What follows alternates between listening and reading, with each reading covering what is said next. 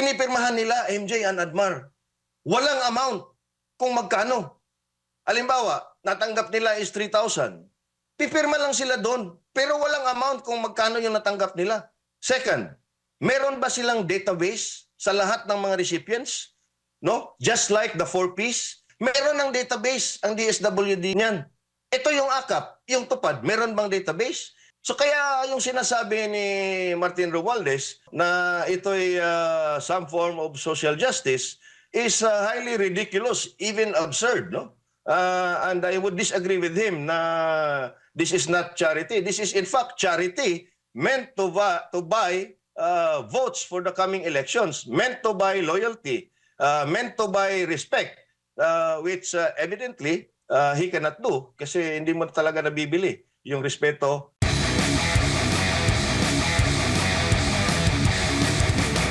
Dito tayo sa usapin ng ayuda, Sir AB. Oh, ano bang meaning sa'yo ng ayuda? Well, maraming meaning 'yan, no? Pero talagang ginagawa tayong pulubi, no? Nitong ayuda, no? Ginagawa tayong we are being enslaved, no? No, para tayong mga yung bang sa fish pond, titingnan mo yung isda, no, na may mga isda tapos you throw away some fish food at nagkaganyan-ganyan sila, no, no. Parang ginawa tayo yung we have seem to have lost our dignity, no, na kahit what we need actually is not ayuda. Again, ayuda in a sense is not bad. Especially for peace. Ang problema, MJ and Admar, hindi nalalaman natin ito. Ayon na nga kay Senator Amy Marcos, BICAM, tinanggal nila ang 50 billion worth, no, na funding for the 4Ps program. Alam niyo yung 4Ps program, sinimulan yan ni Pangulong Gloria Macapagal Arroyo. I think it was improved upon by Pinoy, improved again by Pangulong Duterte. It was praised by the World Bank as one of the best social amelioration programs in the world because it was targeted and it had preconditions para maging beneficiaryo ka and to continue receiving, no? Again, marami dapat baguhin din 'yan, no? Pero ang 4Ps proven na 'yan, no, na may mga metrics 'yan na talagang may epekto doon sa estado ng mga beneficiaryo. Right, I could discuss that at length. No, may maraming mga studies yan na talagang pero ang problema hindi kasi ang 4Ps kasi direkta sa mga beneficiaryo eh. 'Di ba? Hindi kasi dumadaan sa politiko. Kaya tinanggal nila, gusto nila doon tayo sa politiko hihingi tulad ng tupad, tulad ng AX, tulad ng AKAP para magmukha tayong may utang na loob sa kanila. Hindi naman kasi pera natin yan. That's one. Number two, ano ba yung metrics? Ano ba yung basihan? Is there a study? Lalo na dito sa AKAP. Sa tupad nga, paduyan-duyan lang yung iba. It should have been a cash for work program. Tatrabaho ka ng ilang oras, swelduhan ka ng gobyerno. Pero yung iba dyan, pawalis-walis lang ng 2 oras. What? 10,000 kagad dahil close kay tagalista.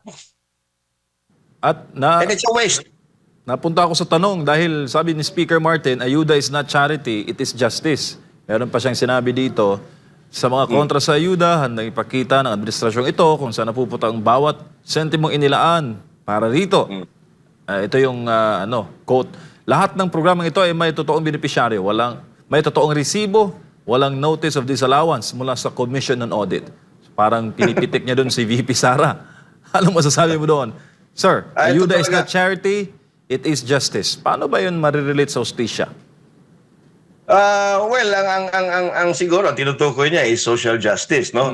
The universal justice, no? The social justice concept, no? Pero kung titingnan mo, I think it was the last survey of, I think it was Pulse Asia, no?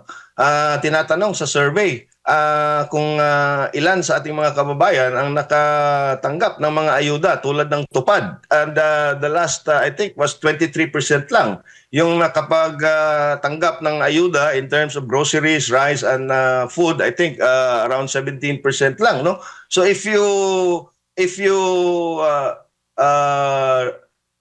claim na ito ay isang pagbibigay hustisya, social justice, the even distribution of wealth, no? Kumbaga, ay this is one very big injustice to the middle class who is bearing the brunt of kasi voice nila ito na pinamimigay lang na kung sino-sino. At yung sinabi niya na may resibo nga pero walang amount. Tanong mo yan, dito sa amin, lahat ng nakatanggap ng ayuda, mga habal-habal driver, mga musicians, biro mo, yung mga musicians dito sa amin, may ayuda pa. Sorry So, ang pinipirmahan nila, MJ and Admar, walang amount kung magkano. Halimbawa, natanggap nila is 3,000. Pipirma lang sila doon, pero walang amount kung magkano yung natanggap nila. Second, meron ba silang database sa lahat ng mga recipients?